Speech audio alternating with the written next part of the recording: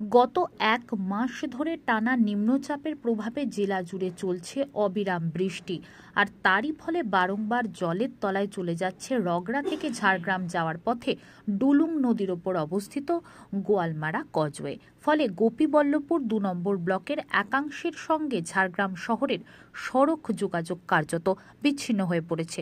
স্থানীয় সূত্রে জানা গেছে, কয়েক বছর আগে এই রুটের মূল সেতুর একাংশ বসে যাওয়ায় যান চলাচল বিপত্তি দেখা দেয়।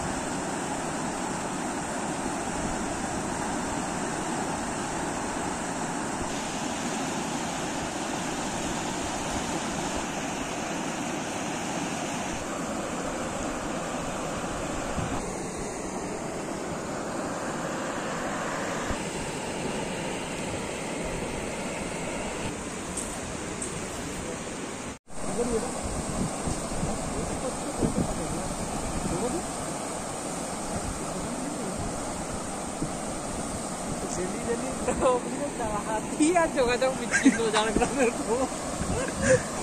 অবাধ এটা ভরে পড়ে।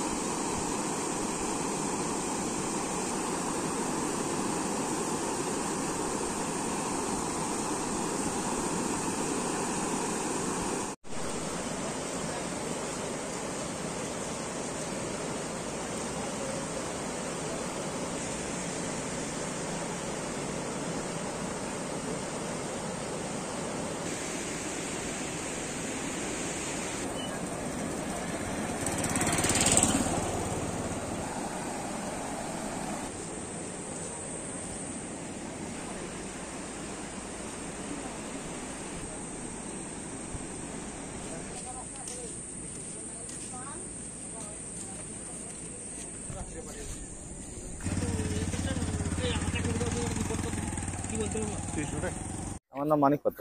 কি সমস্যা পড়তো এই বৃষ্টির ফলে? এই বৃষ্টির ফলে মানুষের যাতায়াতের সমস্যা, মানুষ ব্যবসার জন্য যারা মাল ফাল করতে আসে যেতে পারতে খুব অসুবিধা আর কি। রাস্তা কোথা থেকে কোথায় যাচ্ছে? এই রাস্তা ধরুন তোমার এইখান থেকে ঝাড়গ্রাম থেকে রোহিণী কেশিয়াড়ি বেলদা যোগাযোগ দীঘা এগরা করতে পারে বৃষ্টিতে এই সমস্যা। যতবার বন্যা হচ্ছে এই পরিস্থিতি, হামেশাই বৃষ্টির তো শেষ নেই, কিন্তু মানে পোলটা অনেক নিচু করে করেছে বলে এই অবস্থা আর কি। গত এক মাসে কতবার জলের তলায় গেল? মনে হয় 10-15 দিন মনে প্রায় বন্ধ হয়ে গেল, মনে হয় একদিন দুদিন ছাড়া ছাড়া এরকম, মানে যখন বৃষ্টি হচ্ছে সেরকম। যাতায়াতের সমস্যা হচ্ছে? হ্যাঁ, খুবই যাতায়াতের সমস্যা মানুষের। সমস্ত কিছু তো বন্ধ রয়েছে। হ্যাঁ, সমস্ত প্রায় বন্ধ রয়েছে।